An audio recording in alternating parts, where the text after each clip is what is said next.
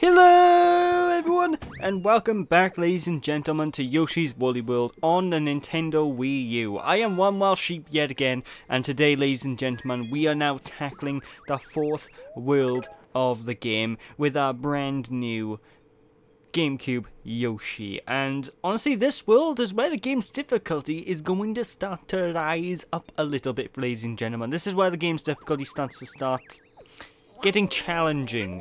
Even in the normal levels now, it gets a little bit tricky in order to do the platforming. It gets a little bit trickier to not die. It's still more than doable, but it's around this point you're going to want to start getting cautious in the game. But to start things off by here, we have a brand new enemy type. These enemy types were previously seen in the original Yoshi's Island game. These are the monkeys. And what do these monkeys do? Well, apart from dropping massive bombs onto you, they're a nuisance, really. Because they can't really be killed by eating them. You need to jump on them in order to hit them. And the only problem with that is because they run away from you whenever they get, whenever you get near them. It's a bit of a nuisance in order to take them out. But they are quite an interesting enemy type, and they tend to... Well, these enemies tend to use the environment a lot more than most enemy types, for example, because, as you can tell by here, I just get that monkey off, and now he's climbing up into the walls, the same with this monkey by here. So, they do like to try and escape from you, they do like to try and keep away, which is smart of them, to be perfectly honest. However, I do love them. I just love the designs of them. They look so happy, they look so cute, they look like cheeky little monkeys, if you know what I mean. So, yeah, we just need to deal with these mooks, and like I said, they use the environments. And there's one power-up that we're even going to be getting in a bit. I didn't mean to go back down that pipe.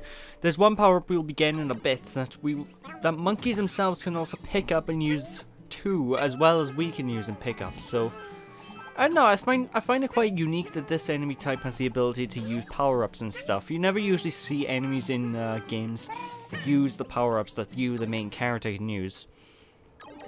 In fact, the only other instance that I can think of is in Super Mario Land 2, the 6 golden coins, because Wario, the main villain, and, well, yeah, just the main villain of the game, the final boss consists of him picking up power-ups that you've been using throughout the quest, and using his own attacks based off said power-ups. And I've always found a smart idea for a platforming boss and whatnot have you. I'm surprised most games, well, not even most games, no games, apart from, like, those two standout instances, ever use, like, character power-ups against the player. I don't know why.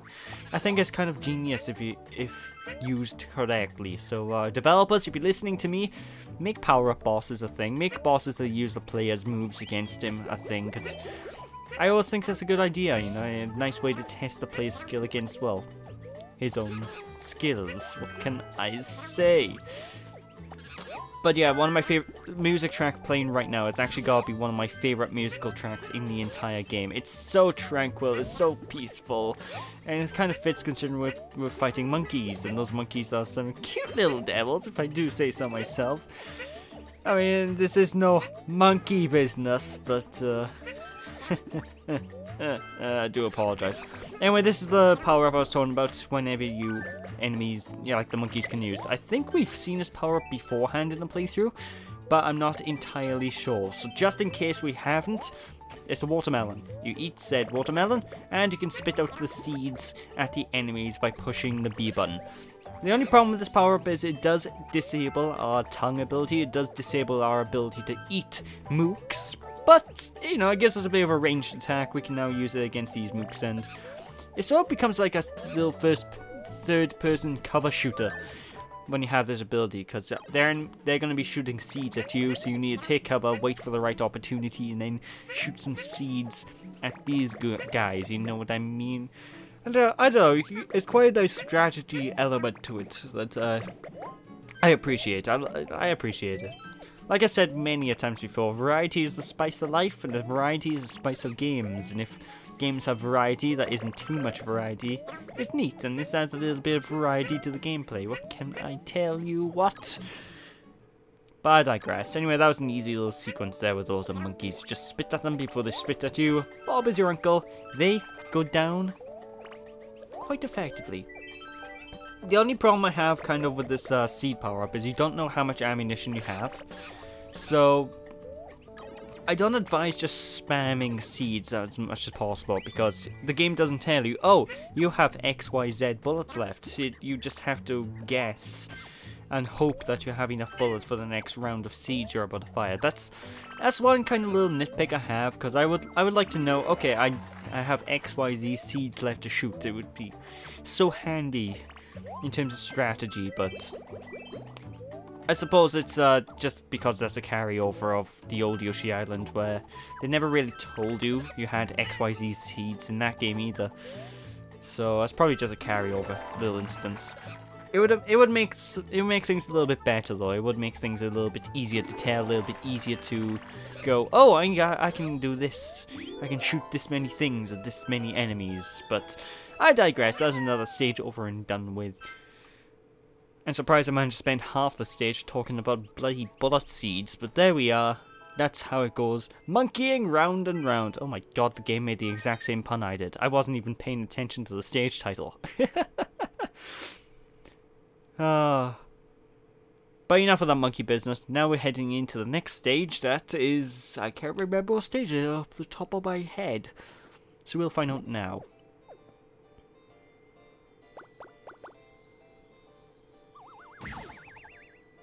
But yeah, ladies and gentlemen, if any of you actually want to see like the special amiibo Yoshis that you can pick up during the course of this game, unfortunately I will not be able to show that off, because obviously I don't have the amiibos.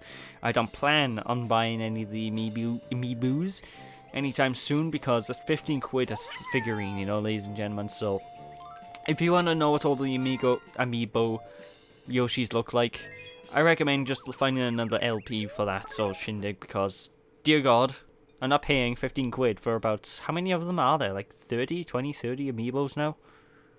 Like, there's all the Smash Brothers characters that have basically been turned into amiibos recently. There's the Mario franchise ones, there's the Yoshi ones.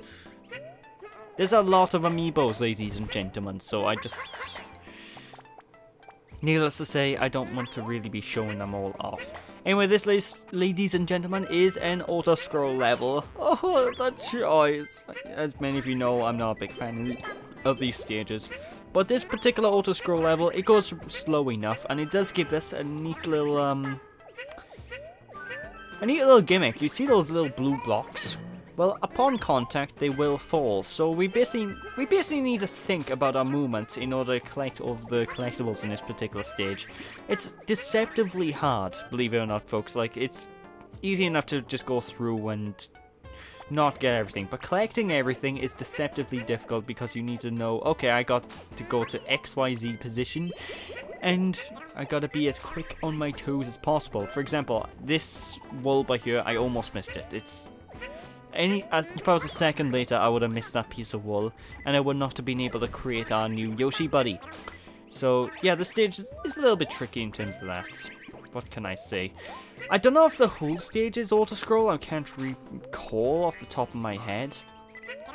I don't think it is, but we'll find out now, because as soon as we enter this doorway, we're going into the next sequence. So away we go. Yeah, the whole stage is an auto-scroll, but the first part of the stage is auto-scroll, and it's very easy to mess up collecting some of those things, so just stay on your toes. What can I say, ladies and gentlemen? What can I say? And those of you who are of the eyesight good department, you're good at the eyesight department, you'll notice some of these walls, like that wall below there, is glowing. That's, for me, is particularly hard to notice. I have found out. Like, it's only whenever I'm on not YouTube videos, when I'm watching back my footage, I can actually notice these walls. For some reason, whenever I'm playing through the game, whenever I'm recording, I don't notice the little glimmer effect on these walls, so it would probably be kind of nice if the developers made that sort of a bit more eye-catching. That's just me personally, because, I don't know, I'm blind when I'm playing the game, you know, folks. So there's that. Although be careful when you're going down this halfway ground pound pipe, because there is a little bit of a wall we need to eat up, we need to gobble up, otherwise we'll miss a happy flower, and that's no good. Seriously, you want to keep hold of the happy flowers, what can I say? I don't know.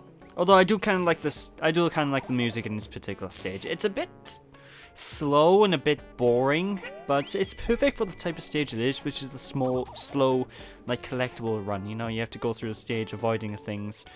In fact, this is the only kind of challenging part of the stage in terms of just to get through normally, and that's because the hitboxes are a little bit wonky. Like, as you can guess, if you get crushed by one of these, you die, as I just plainly demonstrated. That was on purpose, by the way. I didn't die by accident. I did that just to show off that how easy it is to die. Scout's honor. But, no, it is painfully easy to get clipped by one of these things, and even if it looks like you won't get clipped, if your nose is underneath one of these crushing blocks, it'll still considered a crushing death, you know, ladies and gentlemen, so just be careful, and you'll be able to get through just fine. That was actually the hardest part of this entire stage over and done with, so the rest of the stage is a bit more of a maze.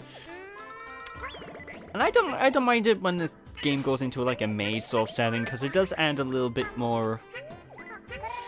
It does make you think a little bit, you know, folks. It does keep you on your toes when the stage goes into a maze. But the only issue I have with that is a lot of the stages can be confusing as a result of that, which naturally, they're mazes. So it's not going to be easy, is it?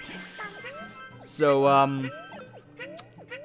yeah, there's that. And I wouldn't really mind the maze aspect too much. The only issue I kind of have with it is because you need to collect so many collectibles throughout the course of the level, you need to worry about getting lost, you need to worry about going to this very specific route. Otherwise, you know, you're gonna miss something. You don't want to miss something. If you miss something, you're gonna then lose. If you lose, it's no good. But every time you see one of these blue doors, the general rule of thumb is go into them, because there are collectibles. These blue doors do not lead to the end of the stage. There's a little bit of a shindig. You know, that's a little bit something to be wary of. Just saying, folks. I am just saying. Although, trying to find a way out of this maze, it might be a little bit tricky if you don't have the find hidden items power up on. Because the exit of the stage is actually behind a wall, kind of. You'll see what I mean. Like, you see that this bouncy pad by here. Don't take it. You go left, and then you take this area, and this is how you exit the stage. It can be quite a bit tricky in order for people to find, I suppose, but as long as people have common sense, they should realize, hold on, there's secret walls all over the course of this game. This is a maze level. Let's try running into the wall. And it's easy enough to get through, personally, in my professional opinion. But I can see some first timers having a bit of trouble, you know, getting lost, figuring, where have I got to go? Where's the exit? No. And they'll be weeping tears of sadness, and I'll be sitting there weeping tears of joy at their misery because I got through the stage no problem. But yeah, that was a pretty amazing level, if I do say so myself. And it's a good thing we didn't really meet a crushing defeat at it. Well, we did sort of meet a crushing defeat, literally, because we got crushed. But I digress. We've unlocked Lakitu Yoshi, which I kind of like the Lakitu no Yoshi design, but I'll talk more about that when we get into the next stage. So with that, ladies and gentlemen, thank you all for watching. Hope you all enjoyed. Don't be sheepish, people, and I'll catch you all next time when we continue on with the rest of World 4 of the game. Thanks for watching, people. Don't be sheepish. I'll catch you all then. Bye!